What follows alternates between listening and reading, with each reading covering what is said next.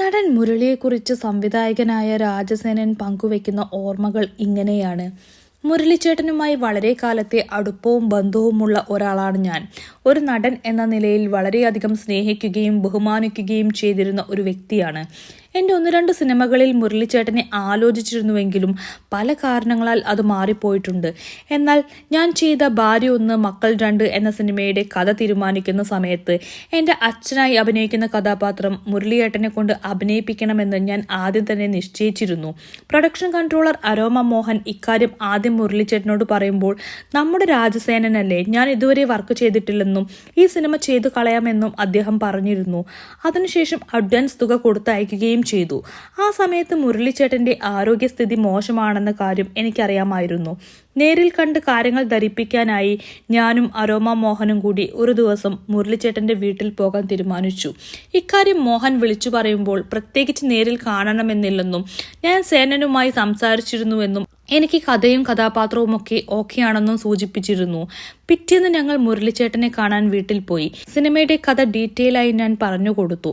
അത് കഴിഞ്ഞപ്പോൾ മുരളിച്ചേട്ടൻ ചെറിയ ചിരിയോടെ പറഞ്ഞു, ഫോണിലൂടെ കഥ കേട്ടിട്ടും എന്നെ നേരിൽ കാണണമെന്ന് സേനൻ ഒരു വാശി പോലെ പറഞ്ഞതിന്റെ കാരണം എനിക്ക് പിടികിട്ടി.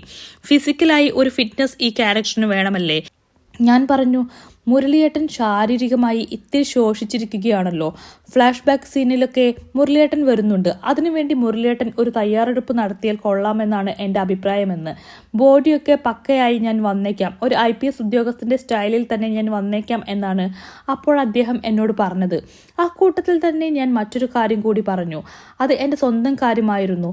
കലാകാരനായിരുന്ന എൻ്റെ അച്ഛൻ്റെ ആണ്ട് വരുന്ന ദിവസം നാട്ടുകാർ ഒരു ഫൗണ്ടേഷനൊക്കെ രൂപീകരിച്ച് ചടങ്ങ് വെച്ചിട്ടുണ്ട്. അന്ന് മുരളിച്ചേട്ടൻ കൂടി വരണമെന്ന് ഞാൻ പറഞ്ഞു. അദ്ദേഹത്തെ ക്ഷണിച്ചു. കൃത്യമായി അദ്ദേഹം ആ പരിപാടിയിൽ പങ്കെടുത്തു എന്നുള്ളത് എടുത്തു പറയേണ്ടിയിരിക്കുന്നു. ഒരു ശക്തമായ പ്രസംഗവും അന്ന് നടത്തിയിട്ടാണ് മടങ്ങിയത്. അക്കൂട്ടത്തിൽ എൻ്റെ ഈ പുതിയ സിനിമയെക്കുറിച്ചും കഥാപാത്രത്തെക്കുറിച്ചുമൊക്കെ പറയുകയും ചെയ്തു. എൻ്റെ അച്ഛൻ്റെ ആണ്ടുമായി ബന്ധപ്പെട്ട് നടന്ന ആ ചടങ്ങിൽ എൻ്റെ അച്ഛനായി അഭിനയിക്കാൻ പോകുകയാണ് എന്നുകൂടി അദ്ദേഹം പറഞ്ഞു.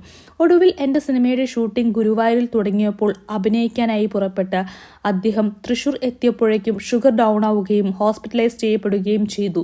മുരളിച്ചേട്ടൻ്റെ സാന്നിധ്യത്തിനു വേണ്ടി 3 ദിവസം ഞങ്ങൾ കാത്തിരുന്നു. 3 ദിവസവും രാവിലെ ഞങ്ങളുടെ സെറ്റിലേക്ക് അദ്ദേഹം വരാൻ തയ്യാറാകും. ഷുഗർ ഡൗൺ ആകുന്നതോടുകൂടി ഹോസ്പിറ്റലിൽ തന്നെ തുടരുകയും ചെയ്തിരുന്നു. 3-ാം ദിവസം ഉച്ച കഴിഞ്ഞപ്പോൾ മുരളിച്ചേട്ടൻ മോഹനോട് പറഞ്ഞു, ഇനി എന്നെ പ്രതീക്ഷിക്കേണ്ടതില്ല, എൻ്റെ ആരോഗ്യനില വളരെ മോശമാണ്. ഭാരതം അംഗീകരിച്ച ഒരു നടനെന്ന നിലയിൽ അദ്ദേഹത്തെ വെച്ചൊരു സിനിമ ചെയ്യാനുള്ള എൻ്റെ യോഗം എനിക്കില്ലാതെ പോയി.